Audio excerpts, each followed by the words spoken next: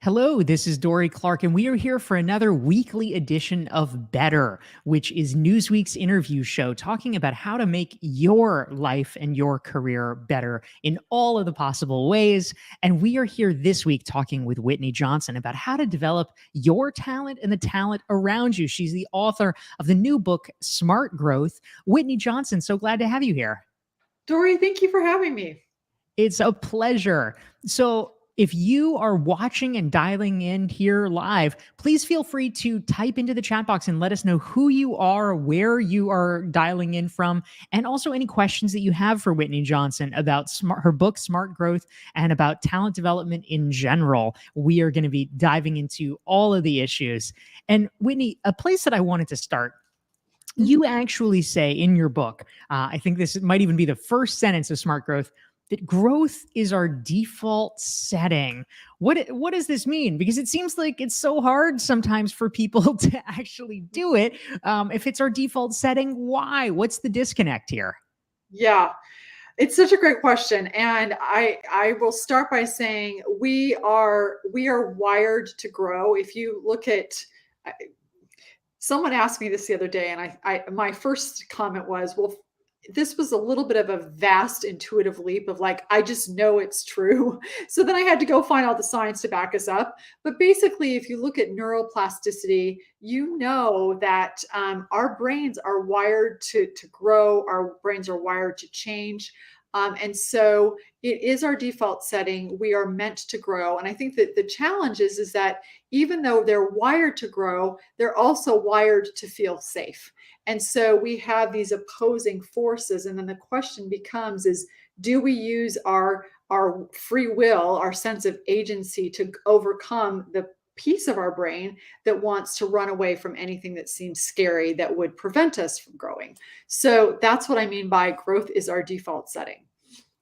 Interesting. Whitney Johnson, thank you very much. She's the author of Smart Growth, joining us. And we want to say hi to some of the great folks who are tuning in from around the world to join us. We're so happy to have you here. We've got Scott from Baltimore, Bill's here from Scranton, Rosinda from Madrid. We have a LinkedIn user from New York City. Filippo is joining us from Italy. Shams is in San Luis Obispo. We've got Calgary in the house. Hector from Costa Rica. Adnan from Turkey.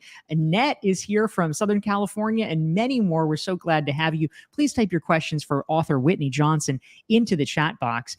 We want to know what's on your mind. Now, Whitney, one of the common denominators of your work, you've written and spoken about this before, is the concept of the S curve and how this ties in with talent and talent development. For those who might not be familiar with it, can you explain what an S curve is and what this has to do with thinking about ourselves and our teams in terms of our growth? Right. What the heck is an S curve? Is that what you're saying? That's what you're asking? Basically, that's right. Bring it. All right. So the S curve was originally popularized by Everett Rogers back in the 50s and 60s. And he used it to help figure out how quickly groups would change over time. And we used it at our Disruptive Innovation Fund to help us figure out how quickly an innovation would be adopted. Well, as we were investing, I had this this insight that can we use this S curve to think about how we learn and how we grow? That every time you start something new, you're at the base of an S. And so let me just trace it for you very quickly. You start something new, you're at the base of the S. Let's see if I can draw this for you. And so this is the place where growth is going to feel slow. It's going to feel like a slog. You're going to wonder, why did I decide to do this? It's not that it's not happening, it's just that it's slow. So that's the launch point. Then you move into the steep part of the curve.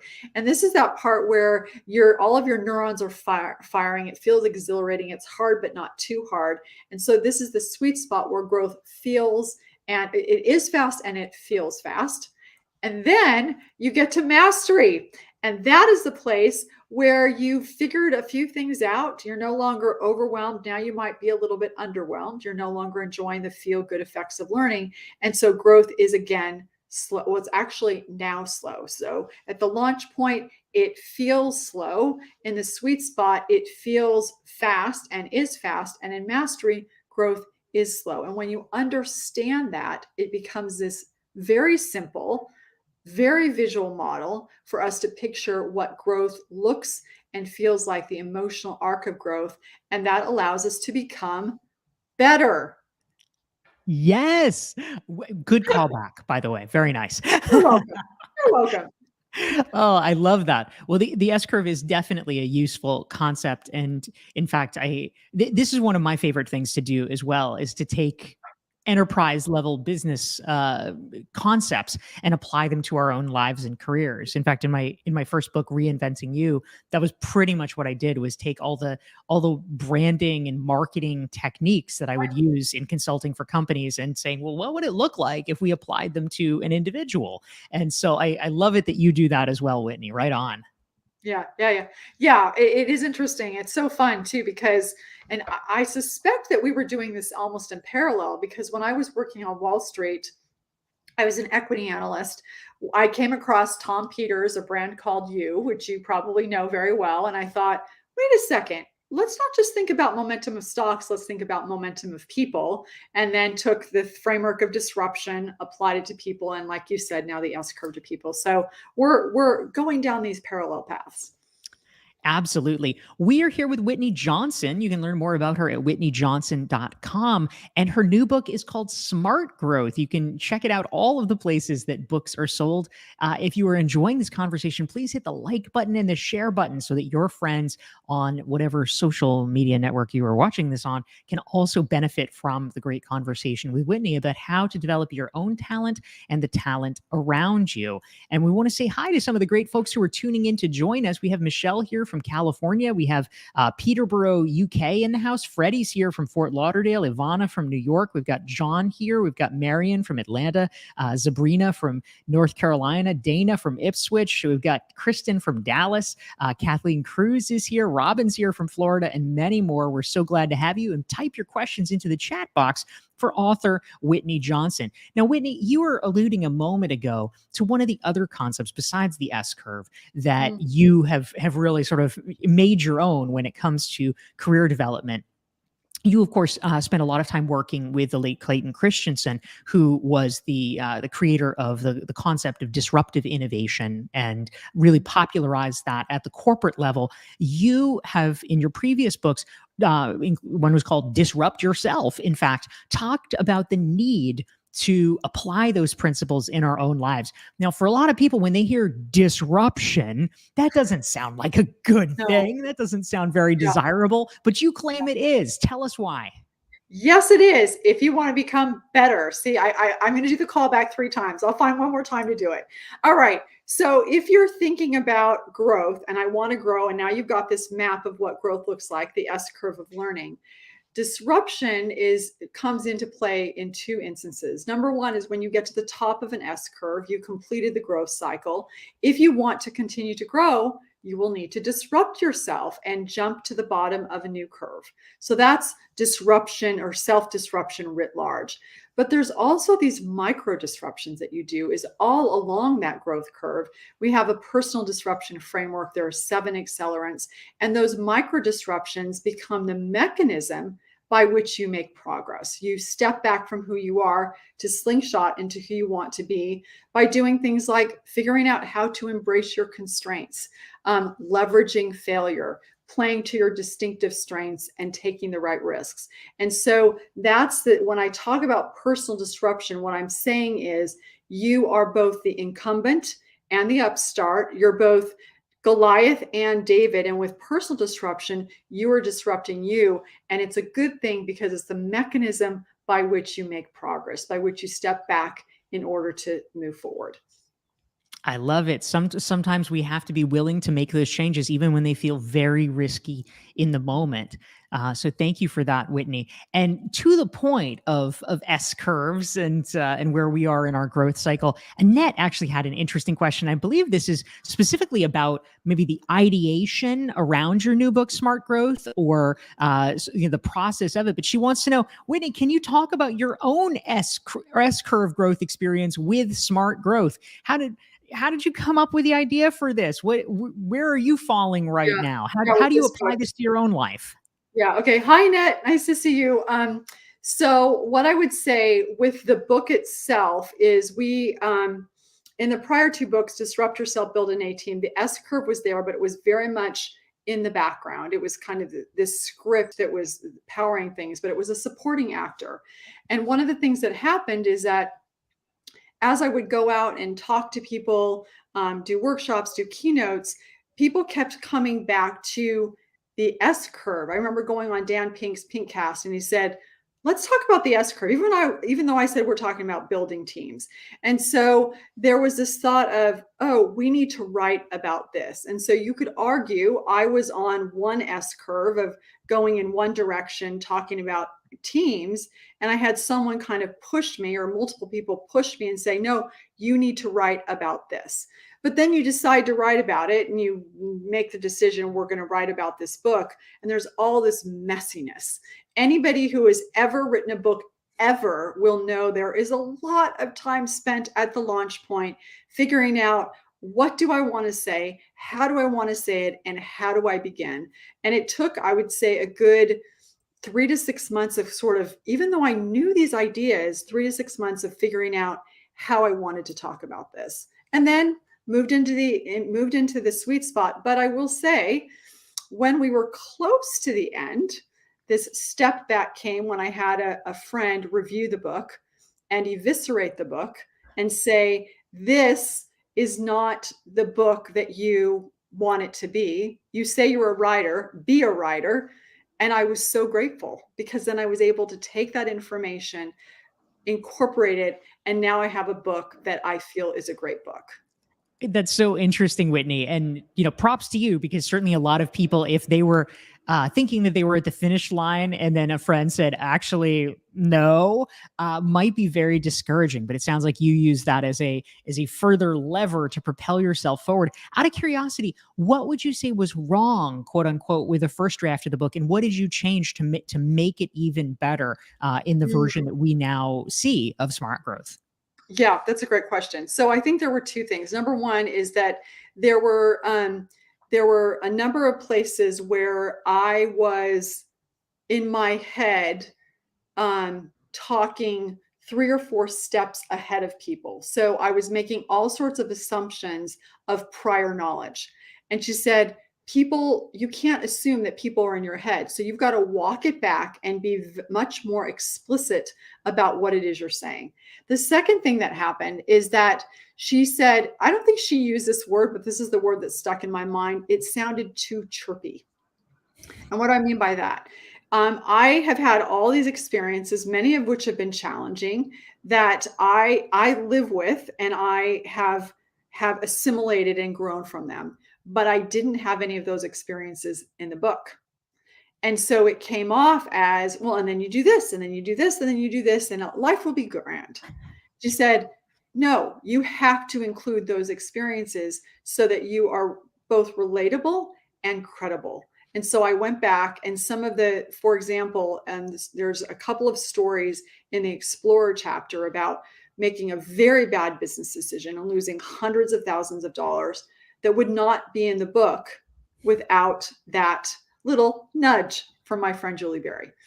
Oh, wow. That's great. Thank you for sharing that, Whitney. I appreciate it. We are here with Whitney Johnson. If you want to learn more about her and about her new book, Smart Growth, you can go to her website. It's whitneyjohnson.com. And if you want to make sure you're never missing one of our weekly Newsweek interview shows, you can just go to dorieclark.com, sign up for my email list there. You can get a free self-assessment, and you will get reminders about our regular Thursdays at noon Eastern, 9 Pacific, and all the great guests. We also want to say hello to some of the awesome people who are tuning in from around the world. We have Seyi from Nigeria. We have Vasmi Jahan tuning in from Baku, Azerbaijan. Megan's here from Greater Boston.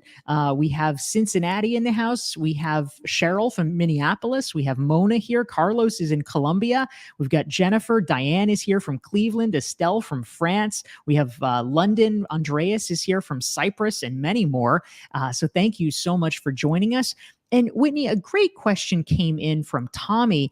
Hi, Tammy. Tammy wants to know, can you be on several S curves at once? I feel like I'm there. How would you relate to that? Tammy, yes, you can. If you think about from an S curve perspective, it's really a fractal. Your life is an S curve and your day is an S curve. And so at any given time, you can be on a professional S curve, you can be on a hobby. So, for example, Dorie, I know that you are a playwright, you're a Broadway investor, you're an author, you're a coach. Those are all different S curves that you're on. And so our lives are really these portfolio of S curves, as are our teams, by the way. Every single person on your team is on an S curve. And so you've got this portfolio of S curves as a team. But yes, you personally can be on multiple S curves. And then you make this decision, just like you would with a stock portfolio, how to optimize them. If you've got one part of your life that is taking all of your energy, I know you said, for example, you are just moved and you're trying to decorate your house, that's probably taking a lot of energy. So you may have less energy for other S curves. So you think about it as a portfolio that you optimize. And the answer is yes, Tammy, you can be on multiple S curves at once. That's great. Thank you for that, Whitney. And Kathleen had a similar question. So I think this is on the minds of a lot of people. So thank you for sharing that. I also Mhm. wanted to tap here Marion, who had a question. Marion is curious, can you speak to the self-disruption point a bit more, especially when you're communicating with other people? They might not get it. They might say, what are you doing? So if we've got skeptics out there, Whitney, or maybe Yeah. they're not skeptical, but they're just confused, why would we disrupt ourselves? How could we respond to those people in a way that might help make sense of it?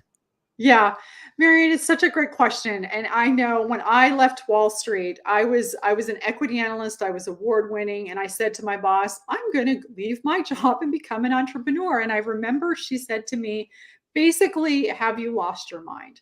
Well, here's what's happening, and here's how you can help people around you think about this. And then I'm going to give you a tip on how to manage that.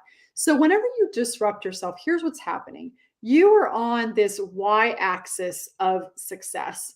And let's say your life is going along at over one up run, over one up one.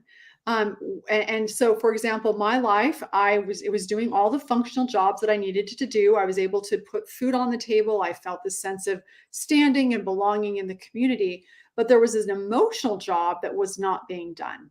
And that's oftentimes why we choose to disrupt ourselves. And in this particular instance, I was ready to grow. I had gone to my boss and said, hey, I want to take on some new things. And they said, we like you right where you are. It's like, okay, well, if you like me right where I am, I think I'm going to go right where I am somewhere else.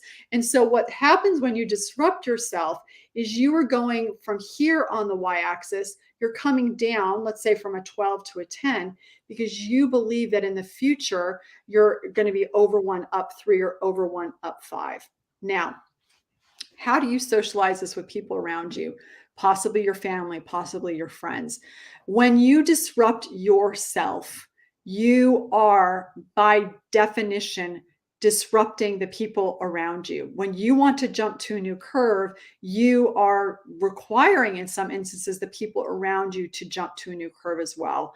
And so, one of the jobs that's incumbent upon us is a willingness to pack a parachute for them. Here's why I'm doing this. Here's why it's important to me. Here's how I'm going to make it easier for you as I'm doing this so that it doesn't feel quite so scary. It makes sense to you. We've got savings, et cetera, et cetera. So that's the theory behind personal disruption. Oftentimes there's an emotional job not being done. And then when you're doing it, you want to pack a parachute for the people around you so that as you're disrupting yourself, you make it safe for them to disrupt themselves. That's a really great point, Whitney, because obviously there are consequences to the disruption that sort of echo out from around your actions. So it's useful to be mindful and aware of that. We're here talking with Whitney Johnson. She's the author of the new book, Smart Growth. If you're liking this conversation, please hit the like button, hit the share button, and also I'm curious. I'd love to hear you type into the chat box and see what's on your mind. How are you disrupting yourself? We'd love to hear what everyone here is doing, so we can learn together. And And we want to say hi to some of the great folks tuning in. Tanya's here from Sacramento. We've got Yvonne, who's joining us from Mexico. We have Margaret, who is here from New York City. Christine from Rochester. Monique from Hampton, Virginia. Abdul from Pakistan. We're so glad to have all of you. If you're just joining us, type your name and where you're from into the chat box. We're glad to have you. And we're talking with Whitney Johnson about the concept of how to develop the talent around you. Whitney, one key point. A lot of the people who are watching this may themselves be leaders. They may have employees. Certainly they have colleagues that they're trying to influence. I'd love to hear your perspective. If you are trying to lead smart growth, not just for yourself, but for the people around you, what are the steps that you can take to help facilitate that and create a culture of smart growth in the sphere that you can influence? Yeah. So let me give you a quick example. I think really illustrates this. So as many of you are picking up on, you can use this as an artifact to talk about not only your growth but the growth of your people, the people on your team. And so an example is Sumit Shetty. He is a development mid-level manager at SAP in India. And so whenever he has someone brand new on his team, he has a conversation with them about what are your goals, what are your aspirations, what's your why, and then he figures out and he identifies where are you on the S curve, and has this conversation with them of where do you think you are in terms of what you want to accomplish and need to accomplish in the role. Here's where I think you are in terms of domain expertise and also collaborating with the team. And then also he administers the S curve insight tool, our assessment that allows people to see, well, where am I presenting? So here's where I think I am, but where am I presenting? And so you now have this conversation that can take place of where do I think you are? Where does the assessment say you are? Where do you think you are? And that allows you to start thinking about, all right, well, I'm at the launch point. What do I need to gain momentum off the launch point? What we find is people typically need lots of support, words of encouragement. They need training. They need you to value their inexperience. If people are in the sweet spot, what do they need? They need focus, prioritization. And if they're in mastery, they need a challenge. And one of the things that we often find is that I, as a manager, might think, oh, this person is doing an amazing job. Tammy is doing an amazing job. She's in the sweet spot. But if Tammy presents in mastery, she's saying, I'm bored. I need something new to do. And that is going to predict her behavior, not where I think she is.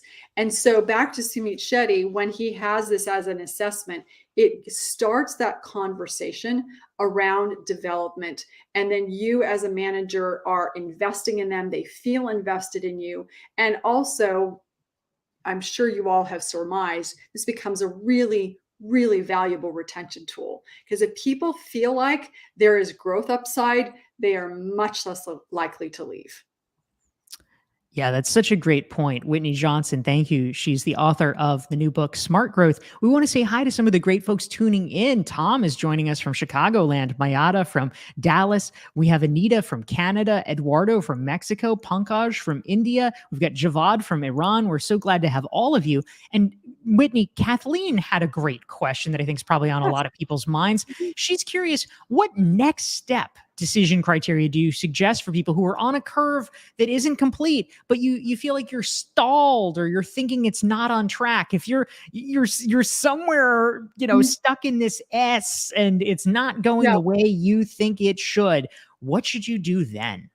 Yeah. Oh, Kathleen, it's a great question. So I'm going to answer that in two parts. So the first thing that I want you to be considering is it possible that it's not the right S curve? So you're stalled out because right now this isn't the right place for you. And so some questions that you can ask yourself is, from an exploratory standpoint, is this in sync with my identity, my values? And we talk about this in the book in the first chapter.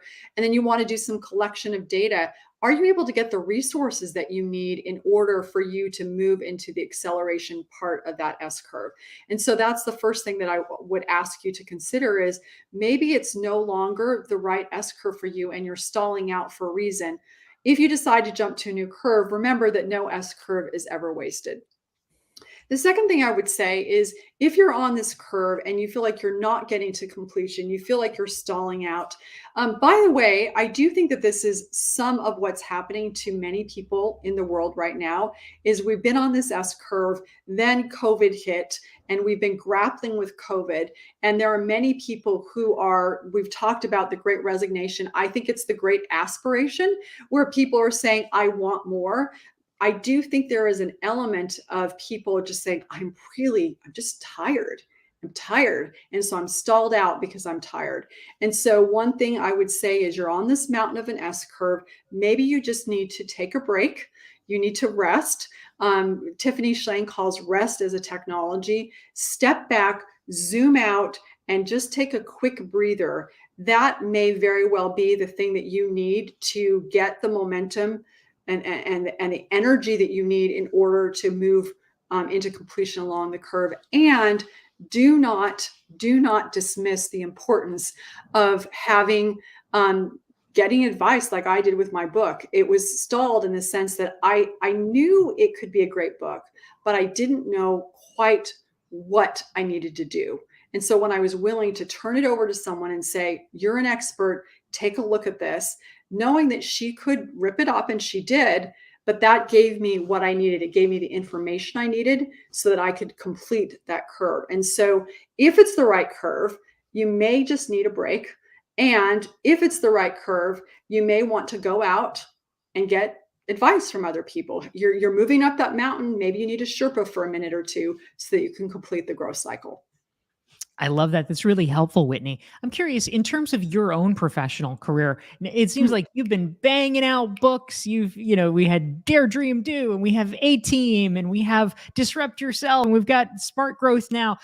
How do you pace yourself? How do you actually think about, you were alluding to, maybe you need like a little break. You need to sit down on the mountain of the S curve and catch your breath. How do you think about pacing your own professional career? Are you talking about books specifically or just my career? Any and all. Any and all. We inquiring minds want to know.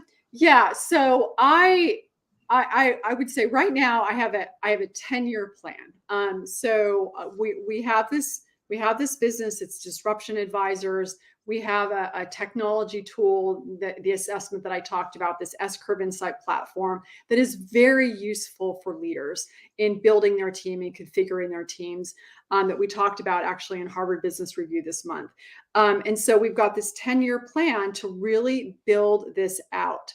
And so having that 10-year plan, knowing that we're in the process of developing this technology, we've got all the different resources around it, the coaching, the speaking, et cetera. That's the goal. That's the big S curve. That's the summit of the mountain from that perspective. But then there are all these micro S curves along the way. There's this book, and then there will be the next book. And so there's a micro curves. I think the bigger question you're asking me is, how do I pace myself from week to week, from day to day? I think perhaps the most important thing that I do, I'm not great at taking vacations. I'm working on it. But what I do is that every day I have one day a week that is my Sabbath. Tiffany Schlein calls it a technology Shabbat, where she unplugs for a week. For me, it's Sunday. I go to church and practice my faith tradition. But that willingness to unplug and to do something different and to take some type of Shabbat a week is what allows me to restore so that I can continue to move up the mountain. Oh, and then there's one other thing I do. What's that? In the evenings with my husband and my daughter, we watch Korean dramas. That restores me. that is an unexpected one to pull from your back pocket, Whitney. I like it. That is great. Well, we have time perhaps for just one more rapid fire question. We've been here with Whitney Johnson. She's the author of the new book, Smart Growth. And Gina had a question, Whitney. She's curious if you're disrupting yourself, is there a way that we can actually communicate more effectively with our colleagues and sort of bring them along so that they understand it's a good thing, not a bad thing? Yeah. Oh, Gina, it's a great question. So I said a few minutes ago, this idea of when you're jumping to a new S curve, you're asking someone else to jump to a new S curve as well. In this instance, you want to think of them as a customer and say, okay, well, what jobs are they trying to get done? They're trying to do some functional jobs, they're trying to do some emotional jobs. So if you can put yourself in their shoes and say, all right, if I jump to a new curve, how is this going to help them? Well, it might help them because they've got some other people on their team they want to continue to develop and they don't want to lose. It will help them because they are now going to be known throughout the organization as a person who develops talent. And they'll have an advocate, an ally in other parts of the organization. You can also help by thinking strategically of here's what it's going to look like. I'm going to go do this and develop this. And here's how my departure, and this takes a lot of confidence because you're basically saying, I'm replaceable, but here's how this new person can plug in. I'll help you think about what that looks like. And so I'm going to leave you, here we go, better than before. Third call out. Whoa, you nailed it. You called your pitch, you brought it home. We have been here with Whitney Johnson. She's the author of the new book, Smart Growth. Get it now. Check it out now. You can learn more about Whitney and all of her work at whitneyjohnson.com. Thank you all for tuning in, and thank you, Whitney Johnson, for being our guest this week on Better. Thank you for having me, and it was great questions, everybody. It was a delight.